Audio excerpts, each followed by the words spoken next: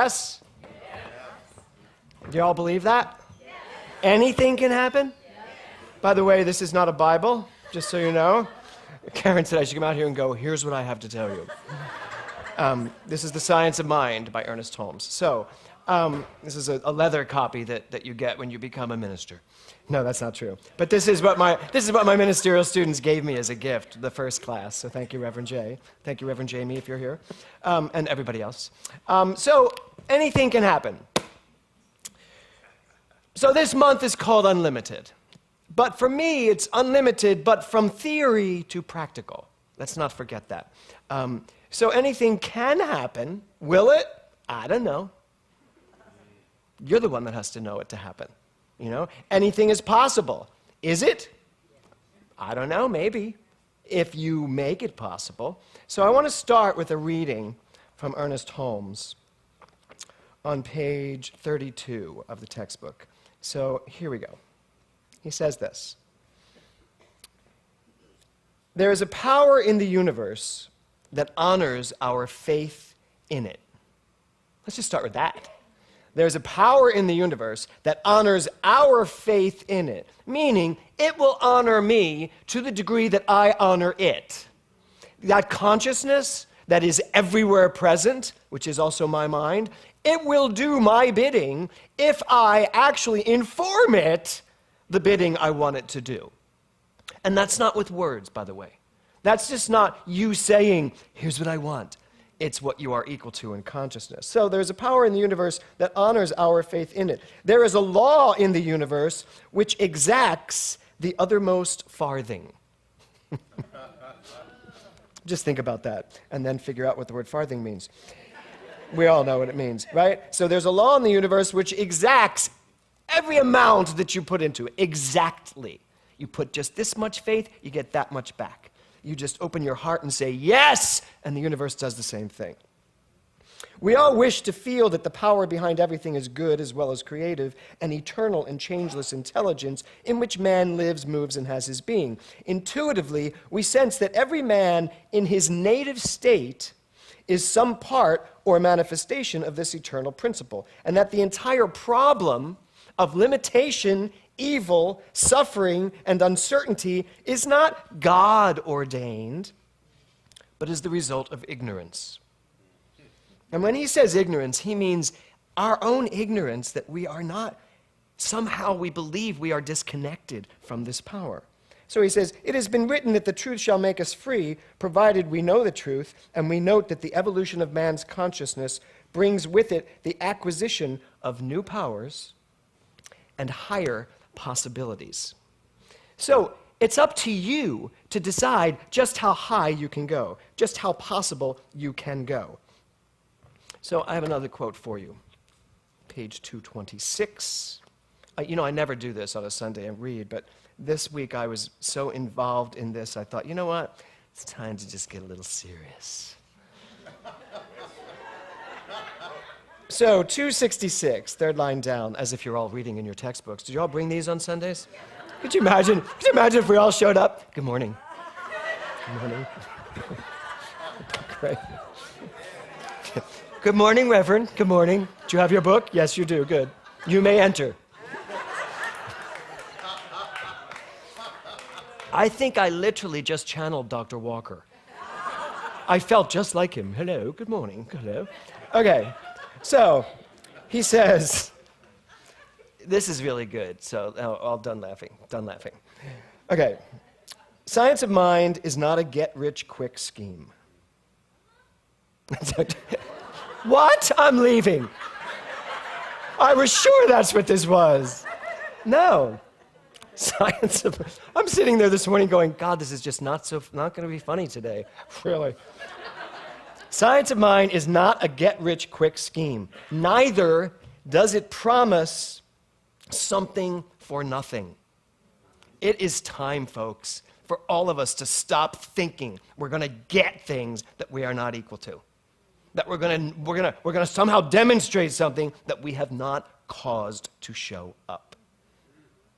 He says it does, however, promise the one who will comply with its teachings that he or she shall be able to bring greater possibilities and happier conditions into his, obviously, or her experience. So this idea that science of mind is not a get-rich-quick scheme.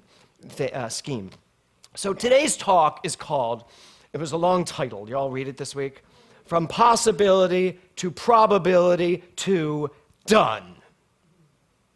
And what I really want to talk about today is this whole idea of possibilities. You know, Karen sings it, you know, everything is possible, anything can happen. We all live by that, but I think, you know, I've just finished teaching the book, The One Thing, to the ministerial class, and I can tell you this, Gary Keller, the founder of Keller Williams, I think he's a very brilliant man. What a brilliant mind. And he literally has taken our teaching and literally condensed it into such practical knowledge that has nothing to do with religion or God. It just has to do with you and your mind, which, by the way, is God. So it's so has really impacted me, this concept, this idea that, yes, everything is possible. And that's what we teach in Science of Mind. We have literally been teaching this for years, that everything's possible. Most of you are sitting here because you came to a science and you heard someone speak that told you your life is possible. You can create it any way you want. How many of you have ever heard that? That you are responsible to create your life any way you want, and that you can. How many of us really bought into that? Yeah. I did. I heard it the minute and here's the funny part. So I was a Catholic, then I was Buddhist, then I was Marianne Williamsonist, and then I was, and then I came out to California, and I came out to California, and I heard Dr. David Walker speak. The minute he spoke, I knew the truth. I just got it. And it's not that most of them weren't saying that. It's just that he said it very clearly.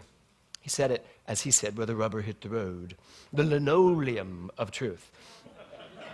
And I got it, you know, and as soon as I really got it, I mean, when he said, there's a power for good in the universe and you can use it, I'm like, oh my God. Now, mind you, that was 1990. So what is it? 26 years later, I'm finally getting it.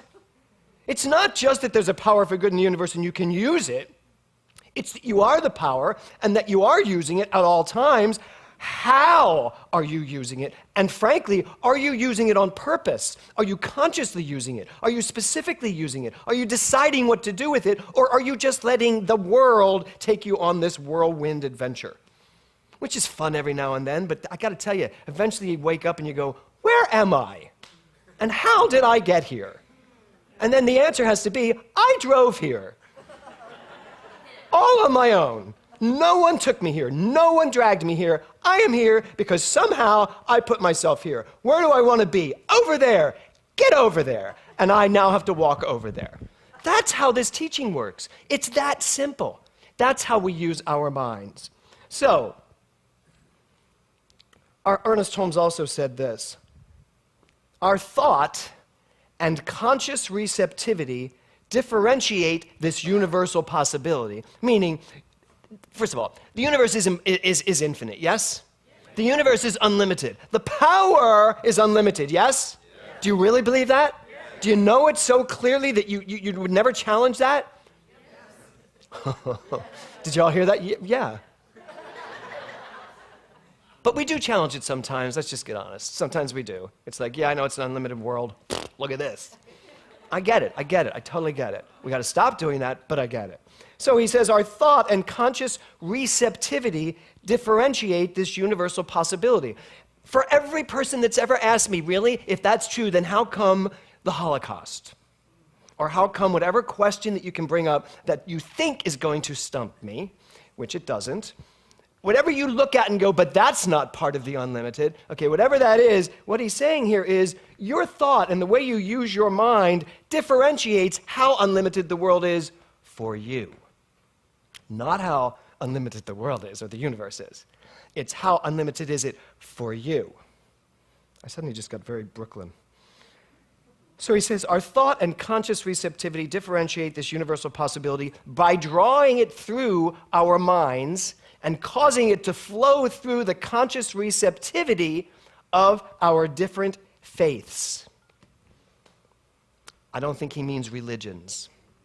Our different faiths. Everyone here is believing what they believe to a certain level. You believe the way you believe, Sarah, and I believe the way I believe. Your belief is creating your experience of life, which I happen to know right now is pretty amazing, and my belief is creating my experience of life, which I happen to know is pretty amazing. The rest of you, I had no idea.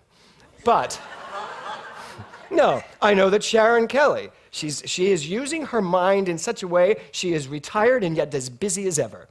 And that's a good thing, right? Because now you're doing what makes you, you were always doing what you were passionate about. And that's a successful life, right? For all of us. So every one of us is using our mind to the degree that we're using it, and the amount of faith we give it is what causes it to be what it is for us. That's what it's all about. So if you're going to stand here, come up. No. If you're going to stand here and say everything is possible, you really better know that what you mean is, first of all, you better know what the word possible means. Is it good? Good. Okay, so first I'm going to read some things first. Thank you, Alex. They did something for me. I'll show you in a minute. So the word possible. So there's a difference between something that is possible and something that is probable. You know that, right? Okay, so here's a mind on possible. A mind on possible is a mind that is able to do something, able to make something happen, able to make something exist in the world. So if everything is possible, that just means it's capable of happening. Nothing else. So if you say, I am possible, it means good. It means you know who you are, it's possible, anything can happen, and it won't if you don't do something. So how many people go through life being possible? Oh my God, it's just sad. And I mean that for ourselves. Who was it that said? I think it was Sean Scanlon that said at a class recently, I am so tired of being potential. And this is a man, by the way. Are you here, Sean? Great. You're like, yeah, what are you saying next? And this is a man who, by anybody else's standards, would say he's not potential. He is absolute demonstration. A huge life. And yet, I love people like Sean Scanlon, who I asked to be on our board because of this. I like people like Sean Scanlon, who seems to be living an enormous life, who believes he has barely scratched the surface or tapped into the ceiling of where he is. That's what it's all about. So possible. It's nice to use the word possible. Great to say I am possible. But all you're saying is, okay, I am that expression of the unlimited, that if I do anything about it, I can make something happen. So it's nice to say you're possible. But let's maybe think that instead of saying I'm possible, how about saying, no, I am probable? Because I use this all the time now. I am probable. Because now let's tell you what a mind looks like on probable. Probable is likely to happen, it's likely to happen or be true, but not certain.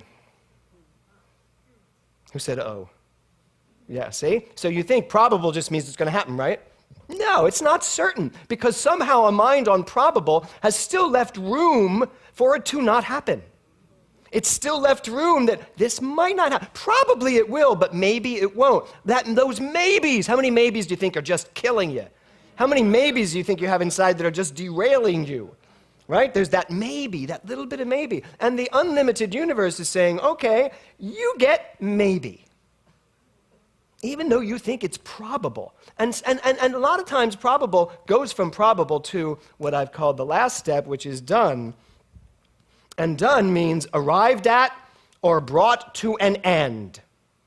Arrived at or brought to an end. And when you have something you want to accomplish, you want to bring it to its conclusion, yes? How many people do you think stop before they hit conclusion? You know, Tony Robbins says that very often, right before something is about to be achieved, we leave. He says it's very often that we get to that last moment and we're like, oh, I just can't do this. And it's just about to happen. That's the thing. So from possible to probable to done. So could you give me that for a second? Thank you. So possibility and probability. So let's look at that. A possibility is something that is capable of happening, existing, or being true without contradicting proven facts, laws, or circumstances known to be true. How many of you want to live a life of possibility? Sure, no one's going to raise their hand now.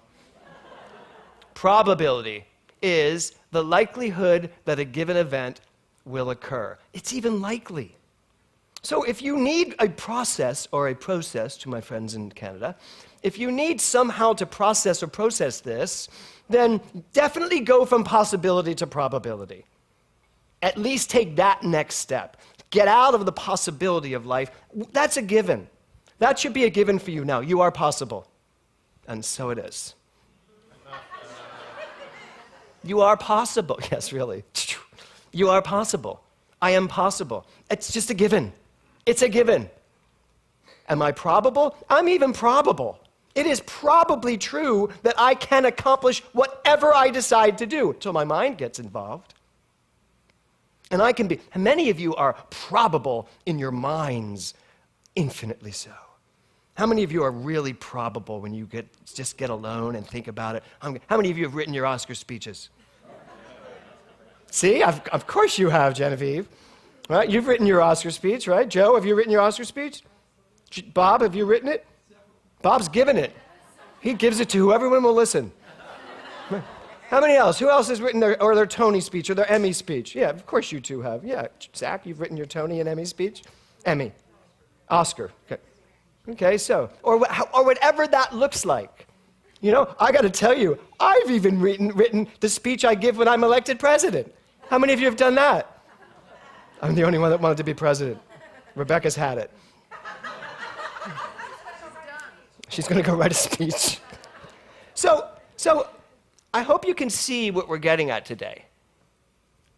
Your mind needs to be certain. Your mind needs to absolutely be certain. Can you give me the last one now? So, the Global Truth Center, okay.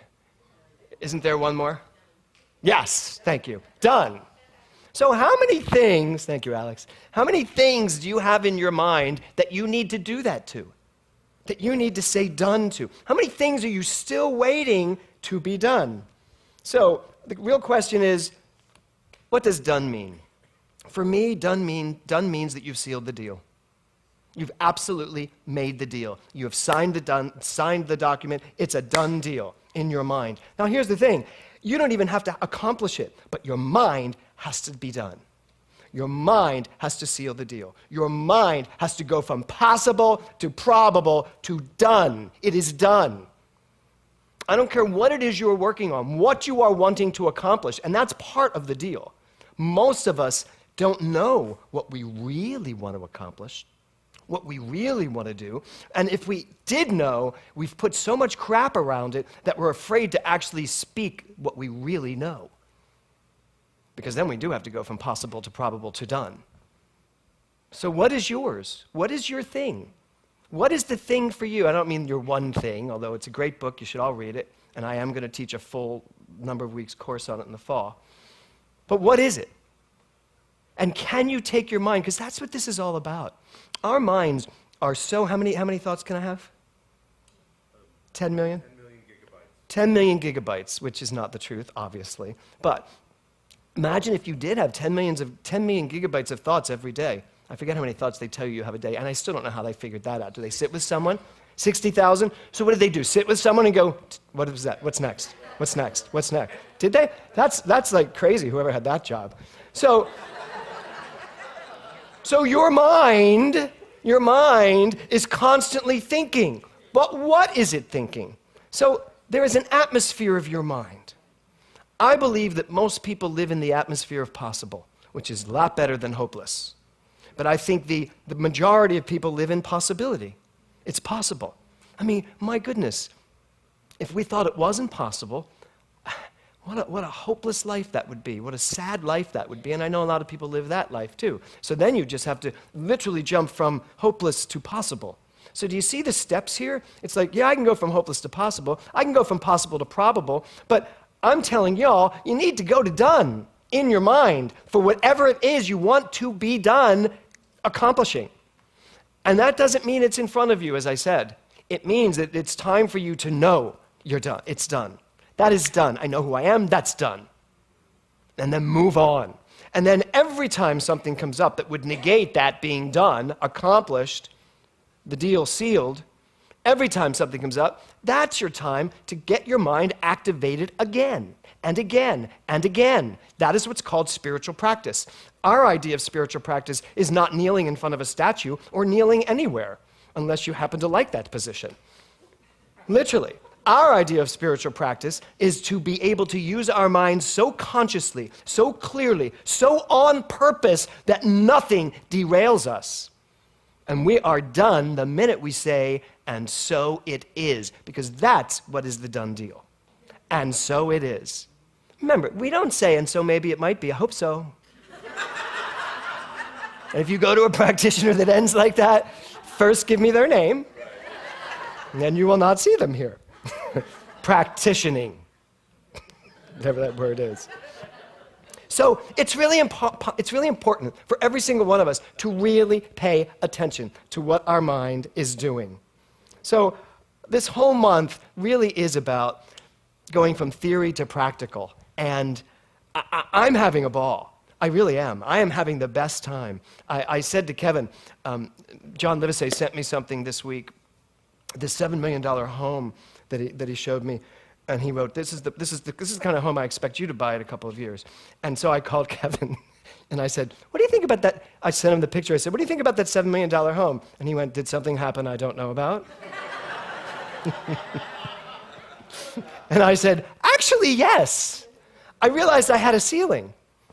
It's a comfortable ceiling and a successful ceiling, and I've been comfortable in this very successful life that I live. But like Sean, I haven't even scratched the surface. I can't go buy a $7 million home if I want to. Can anyone here buy a $7 million home if they want to right this second? Because I don't want to hear the, yes, I can, it's possible.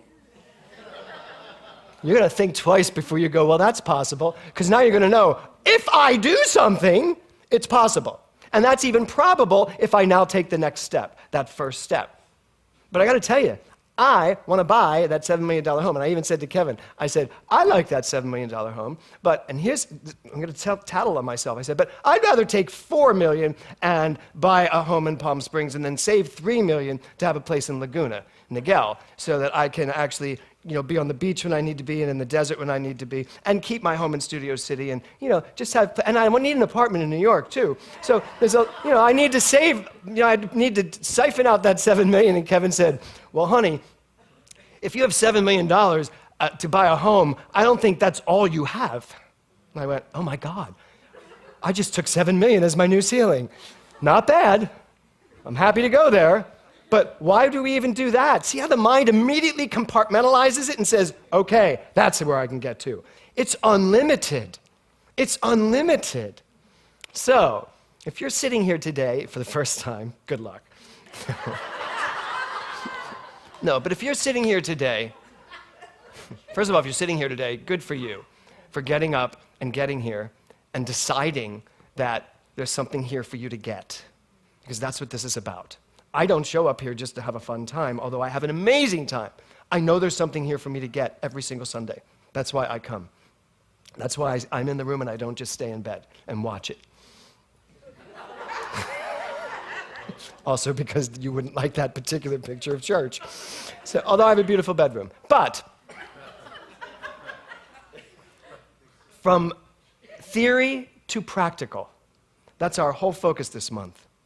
There is not a mind in this room or online, there is not a mind listening to this today that isn't possible. And there's not a mind that is listening today that is not probable.